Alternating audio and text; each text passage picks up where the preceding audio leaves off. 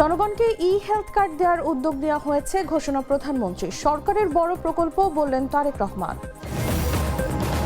বৈশাখের শুরুতেই দহনময় তাপপ্রবাহ, তাপমাত্রা আরও বাড়ার শঙ্কা, আবহাওয়া অধিদপ্তরের সতর্কবার্তা। ঝালকাঠিতে তরমুজে বাম্পার ফলন, সার, কীটনাশক ও সেচ সংকটে কৃষকের লাভ নিয়ে অনিশ্চয়তা। হরমুজ প্রণালীতে অবরোধ ঘিরে যুক্তরাষ্ট্র ইরানের উত্তেজনা চরমে, আলোচনার ইঙ্গিত ট্রাম্পের। তেল বাজারে আবার অস্থিরতার শঙ্কা। এবং ব্যক্তিগত কারণ দেখিয়ে পদত্যাগ করলেন মেসিদের কোচ, সাময়িক দায়িত্বে নতুন কোচ ঘোষণা।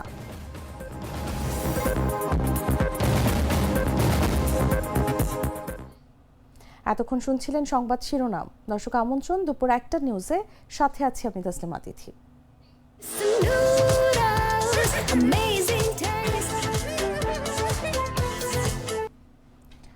চলে যাচ্ছি পুরো খবরে। প্রধানমন্ত্রী তারেক রহমান বলেছেন, 180 দিনের কর্মসূচির আওতায় জনগণকে ই-হেলথ কার্ড দেওয়ার উদ্যোগ নেওয়া হয়েছে।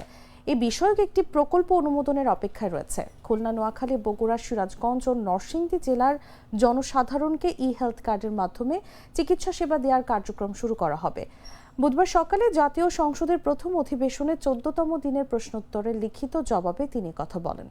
সংসদে সভাপতিত্ব করেছেন স্পিকার হাফেজ উদ্দিন আহমেদ।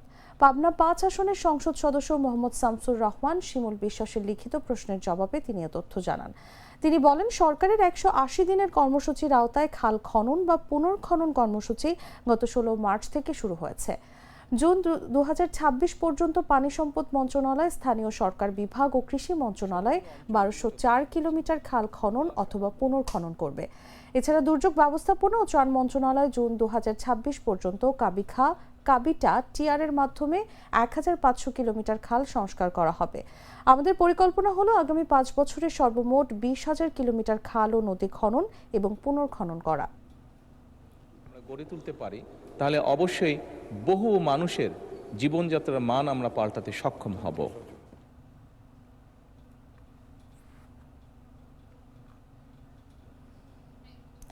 শিক্ষার্থীদের উৎসাহিত করতে আগামী প্রাথমিক বৃত্তি পরীক্ষার নীতিমালায় পরিবর্তন আনার পরিকল্পনা করছে সরকার।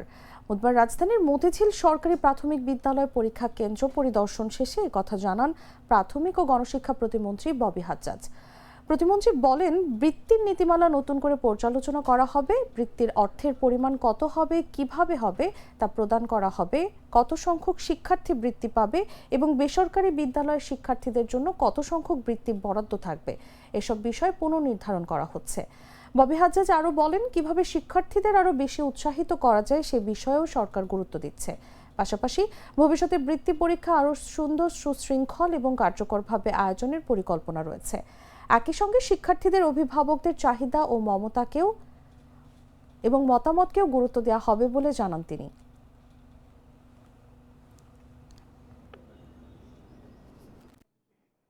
আগামী পরীক্ষা হবার আগে আমরা নীতিমালায় বেশ কিছু চেঞ্জেস আনতে ইচ্ছুক, যেমন স্কলারশিপের অ্যামাউন্ট, মানে কতখানি তারা পাবেন, কিভাবে পাবেন, কত সংখ্যক শিক্ষার্থী পাবেন, পাবলিক তো সবাই পাবেন, প্রাইভেটে কত পার্সেন্টেজ পাবেন, এই সব কিছু নিয়ে আবার নতুন করে আমরা হিসাব নিকাশ করতে চাই। এমনভাবে করতে চাই যেন আরও বেশি উৎসাহিত সকল পর্যায়ে শিক্ষার্থীদের এবং গার্ডিয়ানদের করা যায়। তো সেই জায়গা থেকে এই পরীক্ষাটা সুন্দরভাবে যাচ্ছে। আগামী দিনগুলোতে আরও বড়ভাবে, আরও সুন্দরভাবে আমরা করতে ইচ্ছুক।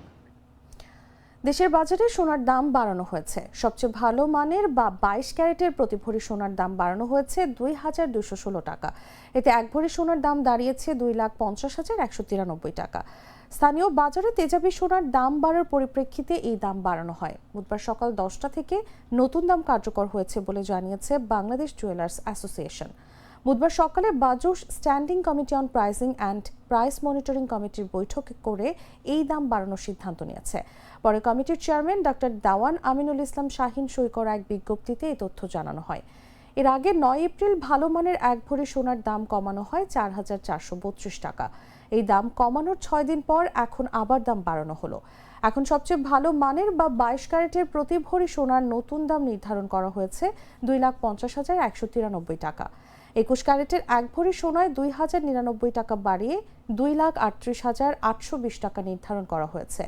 এছাড়া 18 ক্যারেটের 1 ভরি সোনায় 1,808 টাকা বাড়িয়ে নতুন দাম 2,04,703 টাকা নির্ধারণ করা হয়েছে। আর সনাতন পদ্ধতির প্রতি ভরি সোনায় 1,448 টাকা বাড়িয়ে নির্ধারণ করা হয়েছে 1,66,737 টাকা। আমি তো মশলা বদলে ফেলেছি, এবার আপনিও বদলে ফেলুন। একবার প্রাণ গুঁড়া মশলা ব্যবহার করেই দেখুন। শুরুতেই দহনময় বৈশাখ, নতুন বছরের আনন্দের মধ্যেও রোদ গরম দেখাচ্ছে তীব্র দাপট। প্রথম দিনের খরতাপের পরও কমার কোনো আভাস নেই, বরং বাড়তে পারে তাপপ্রবাহের বিস্তৃতি। দেশের কয়েকটি জেলায় ইতোমধ্যে মৃদু তাপপ্রবাহ বইছে, যা অব্যাহত থাকার পাশাপাশি নতুন এলাকাতেও ছড়িয়ে পড়তে পারে। আবহাওয়া অধিদপ্তর বলছে আজ সারা দেশে দিনের তাপমাত্রা আরও 1 থেকে 2 ডিগ্রি সেলসিয়াস বাড়তে পারে। বিস্তারিত জাগো ডেস্ক রিপোর্টে। বৈশাখের প্রথম দিনই দাপট দেখিয়েছে রোদ গরম। নতুন বছরের আনন্দ, উৎসব আর রঙিন আয়োজনের মধ্যেও প্রকৃতি যেন নিজের উপস্থিতি জানান দিয়েছে তীব্রভাবে। সকালের কোমল আলো খুব বেশি সময় স্থায়ী হয়নি। সূর্য যত উপরে উঠেছে ততই বেড়েছে তার তেজ। লাল সাদা পোশাকে উৎসবে মেতে ওঠা মানুষের মুখেও ধরা পড়েছে ক্লান্তির ছাপ। মঙ্গলবার দাপটের পর বুধবারও তা কমার আভাস নেই, বরং বাড়তে পারে তাপপ্রবাহের বিস্তৃতি। আবহাওয়া অধিদপ্তরের জারি করা পূর্বাভাসে বলা হয়, রাজশাহী, পাবনা, সিরাজগঞ্জ, যশোর, চুয়াডাঙ্গা এবং কুষ্টিয়া জেলার উপর দিয়ে মৃদু তাপপ্রবাহ বয়ে যাচ্ছে, তা অব্যাহত থাকতে পারে। পাশাপাশি এই তাপপ্রবাহের এলাকা বাড়তে পারে। সেই সঙ্গে বুধবার সারা দেশে দিনের তাপমাত্রা বাড়তে পারে 1 থেকে 2 ডিগ্রি সেলসিয়াস। নিউজ ডেস্ক, জাগো নিউজ। ঝালকাঠিতে তরমুজের বাম্পার ফলনের আভাস থাকলেও স্বস্তিতে নেই কৃষকরা। মৌসুমের শুরুতে সার ও কীটনাশকের সংকট, পরে ঝড় বৃষ্টির ক্ষতি, সব মিলিয়ে চাষাবাদে পড়েছে ধাক্কা। এখন আবার তেলের সংকটে সেচ দিতে না পারায় নতুন করে দুশ্চিন্তা বাড়ছে তাদের। কৃষি বিভাগ বলছে, উৎপাদনের লক্ষ্যমাত্রা ভালো হলেও শেষ পর্যন্ত লাভ নির্ভর করছে এই সংকট কাটিয়ে ওঠার উপর। বিস্তারিত জাগো ডেস্ক রিপোর্টে। গত কয়েক বছরে ঝালকাঠিতে তরমুজ চাষ দ্রুত জনপ্রিয় হয়ে উঠেছে। লাভজনক হওয়ায় রাজাপুর, নলছিটি ও সদর উপজেলার চরাঞ্চলের অধিকাংশ কৃষকই এবার উৎসাহ নিয়ে আবাদে নেমেছিলেন। কিন্তু মৌসুমের শুরুতেই দেখা দেয় সংকট। প্রয়োজনীয় সার ও কীটনাশক সময় মতো না পাওয়ায় গাছের বৃদ্ধি ব্যাহত হয়। এরপর ঝড় বৃষ্টির আঘাতে ক্ষতিগ্রস্ত হয় ক্ষেত, ফলে স্বাভাবিক সময়ের তুলনায় দেরিতে আসে ফলন। তবুও দিনরাত পরিশ্রম করে পরিস্থিতি কিছুটা সামাল দেন কৃষকরা। কিন্তু নতুন করে দেখা দেয় আরেক সংকট, সেচ। চৈত্রের তীব্র খরতাপে তেলের সংকটের কারণে ঠিকমতো সেচ দিতে পারছেন না অনেকেই। ফলে ক্ষেত জুড়ে তরমুজ ধরলেও সেই ফলন নিয়ে স্বস্তিতে নেই চাষিরা। লক্ষাধিক টাকা বিনিয়োগ করে যে লাভের স্বপ্ন দেখেছিলেন, তা এখন অনেকের কাছেই দুঃস্বপ্নে পরিণত হচ্ছে। 15 লাখ টাকা খরচা গেছে আমাকে, আরো সামনে 5 লাখ টাকা খরচা। এখন এই 5 লাখ টাকা আর ওই 15 লাখ টাকা খরচা করিয়া আমার ওই টাকাটা ওদের কি এটা সন্দেহ। তরমুজ ফেরত একটা দেন না হয়নি, গাছ মারা গেছে। হ্যাঁ, কিন্তু সময় মতন আমরা তরমুজ, এই বন্যার কারণে আমাকে এই তরমুজ এই অবস্থা হয়েছে। কিন্তু বন্যা না হলে কিন্তু আমাকে তরমুজ এখানে এটা হইতে না। কিন্তু সার ওষুধ ঠিক মতো দিতেছি, কিন্তু কামাই দিচ্ছি। বন্যার কারণে বাড়ির চড়ে বৃষ্টিতে সবকিছু ধ্বংস হয়ে গেছে। আবহাওয়ার অবস্থা বেশি ভালো না, বুঝলি। কারণ ফলের কারণ ভাইরাস হইয়া সব নষ্ট হয়ে গেছে কিছু কিছু গাছ। এখন আসিতে মনে করেন খুব কষ্টে, বেশি একটা ভালো নাই। দিনখান বাজার পাতি এটাও কম। হাবটা তরমুজ, এখন যে তরমুজ আমরা যা হয়েছি, এখন আল্লাহ মাবুদি জানে, হয়তো চায় আল্লাহ চাইবে, এছাড়া কোনো শক্তি আমার ঘরে নাই। বন্যার কারণে গাছ পিড়েছে, পিডানের কারণে গাছের আমার ক্ষতি হয়েছে। এখন পর্যন্ত মাল বেচতে পারি নাই, আর বেচার মতো হয়ও নাই। সাইজ হইতে আরো 15 দিন সময় লাগবে, 10-15 দিন সময় লাগবে। জেলা কৃষি সম্প্রসারণ অধিদপ্তরের উপপরিচালক মোহাম্মদ আব্দুল্লাহ আল মামুন জানান, ঝালকাঠিতে প্রতি বছরই তরমুজের আবাদ বাড়ছে। গেল বছরের তুলনায় এবছরও প্রায় 5 হেক্টর বেশি জমিতে চাষ হয়েছে। এখানে আসলে অল্প বিনিয়োগে বেশি পরিমাণ লাভ পেয়ে থাকে এবং একটা নির্দিষ্ট সময় তরমুজের বেশ ভালো মূল্য পায় কৃষকরা। আমরা কৃষি সম্প্রসারণ দপ্তরের পক্ষ থেকে তাদেরকে বিভিন্ন সময়ে তরমুজ চাষের জন্য যে কারিগরি পরামর্শ এগুলো দিয়ে যাচ্ছি এবং ভবিষ্যতে তরমুজের প্রসেসিং করে আমরা যেন আরো উন্নত মানের বিভিন্ন খাদ্য উপাদান তৈরি করতে পারি, সেজন্য আমরা তাদেরকে পরামর্শ দিয়ে যাচ্ছি।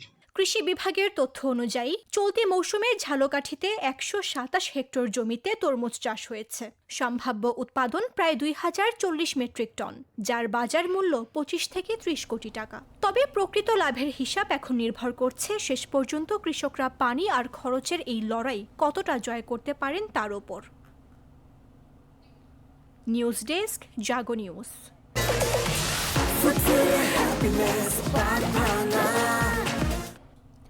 জানাবো আন্তর্জাতিক সংবাদ।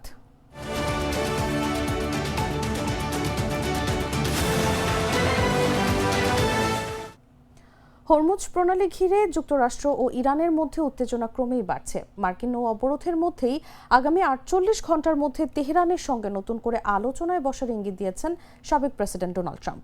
তবে আলোচনায় অংশ নেওয়া নিয়ে এখনও চূড়ান্ত সিদ্ধান্ত জানায়নি ইরান। মার্কিন বাহিনীর দাবি, কঠোর অবরোধের কারণে হরমুজ প্রণালী দিয়ে কোনো জাহাজ চলাচল করতে পারেনি। তবে স্যাটেলাইট তথ্য বলছে ভিন্ন চিত্র। অবরোধ চলাকালেও অন্তত 4টি জাহাজ ওই জলপথ অতিক্রম করেছে। বিষয়টি অবরোধের কার্যকারিতা নিয়ে প্রশ্ন তুলেছে। এদিকে ইরানের উপর যুক্তরাষ্ট্রের তেল রপ্তানি নিষেধাজ্ঞা আরও কঠোর করার ঘোষণা দেওয়া হয়েছে। চীনের প্রেসিডেন্ট শি জিনপিং এ পদক্ষেপের সমালোচনা করেছেন।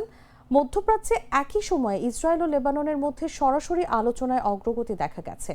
ওয়াশিংটনে অনুষ্ঠিত বৈঠকে দুই দেশ শীর্ষ পর্যায়ের আনুষ্ঠানিক সংলাপ শুরু করতে সম্মত হয়েছে, যা যুক্তরাষ্ট্র ঐতিহাসিক বলে আখ্যা দিয়েছে। অন্যদিকে পাকিস্তানে অনুষ্ঠিত যুক্তরাষ্ট্র ইরান আলোচনা কোনো চুক্তি ছাড়াই শেষ হলেও নতুন বৈঠকের সম্ভাবনা রয়েছে। জাতিসংঘ মহাসচিব আলোচনার অগ্রগতির বিষয়ে আশাবাদ ব্যক্ত করেছেন। বিশ্লেষকদের মতে, হরমুজ সংকট ও নিষেধাজ্ঞার কারণে বিশ্ব জ্বালানি বাজারে নতুন অস্থিরতা তৈরি হতে পারে।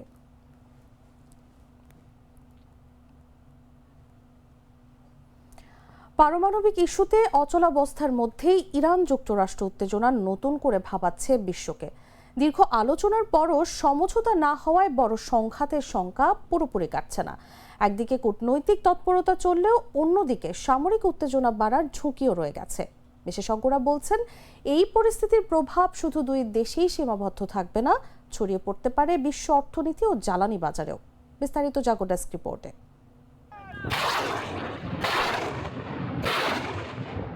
যুদ্ধ থামবে নাকি আরো ভয়ঙ্কর রূপ নেবে, এই প্রশ্ন এখন ঘুরছে বিশ্বজুড়ে। ইরান ও যুক্তরাষ্ট্রের মধ্যকার উত্তেজনা কি সত্যিই শেষের পথে, নাকি এটি বড় সংঘাতের আগাম সংকেত? পাকিস্তানের রাজধানী ইসলামাবাদে দীর্ঘ আলোচনার পরও কোনো চুক্তি হয়নি, অথচ আলোচনার আগে আশাবাদী ছিলেন সবাই, এমনকি মার্কিন ভাইস প্রেসিডেন্টও। কিন্তু শেষ পর্যন্ত বাস্তবতা হলো, পারমাণবিক ইস্যু সহ গুরুত্বপূর্ণ বিষয়ে দুই পক্ষের গভীর মতবিরোধ থেকেই গেছে। ডোনাল্ড ট্রাম্প প্রশাসনের কঠোর অবস্থান এবং ইরানের পাল্টা দৃঢ়তা পরিস্থিতিকে আরও জটিল করেছে। যুক্তরাষ্ট্র বলছে ইরানকে শর্ত মানতেই হবে, কিন্তু তেহরান মনে করছে তারা দুর্বল নয়, বরং কৌশলগতভাবে এখনও শক্ত অবস্থানে আছে, বিশেষ করে হরমুজ প্রণালী নিয়ে।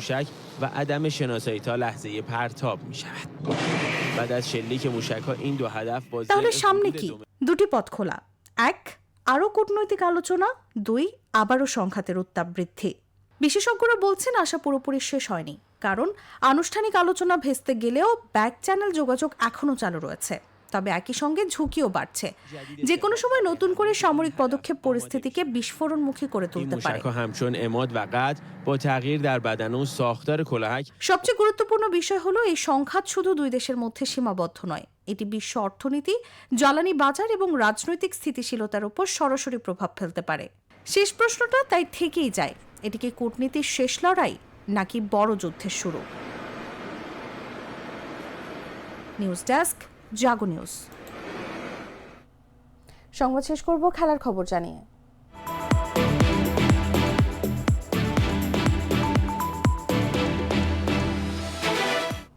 ব্যক্তিগত কারণ দেখিয়ে পদত্যাগ করেছেন লিওনেল মেসিদের কোচিং করানো ইন্টার মিয়ামির প্রধান কোচ হাভিয়ের মাচেরানো।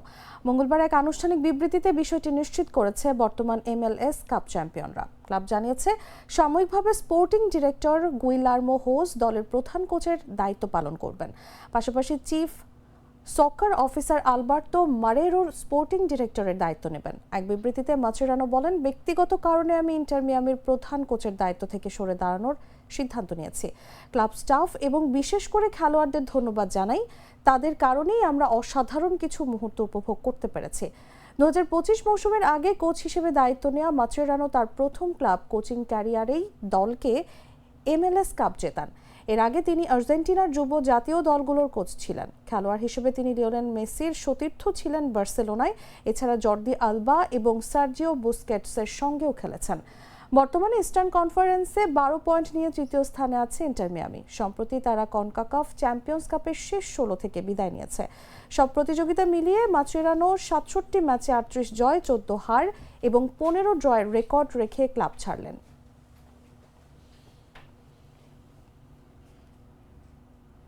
দর্শক, সংবাদ শেষ করার আগে শিরোনামগুলো জানিয়ে দিচ্ছি আরও একবার। জনগণকে হেলথ কার্ড দেওয়ার উদ্যোগ নেওয়া হয়েছে, ঘোষণা প্রধানমন্ত্রী। সরকারের বড় প্রকল্প বললেন তারেক রহমান।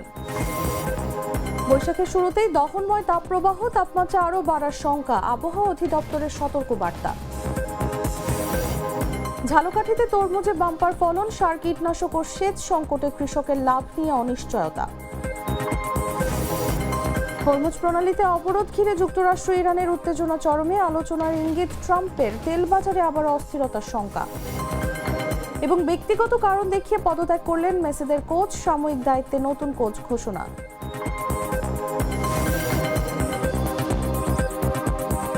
দর্শক, এই ছিল এখনকার মতো। এরপর দেখবেন দুপুর 3টা নিউজ। প্রতি মুহূর্তের সর্বশেষ খবর জানতে ভিজিট করুন jagonews24.com। ফলো করুন আমাদের ভেরিফাইড ফেসবুক পেজ এবং সাবস্ক্রাইব করুন জাগো নিউজের ইউটিউব চ্যানেল। ধন্যবাদ সবাইকে।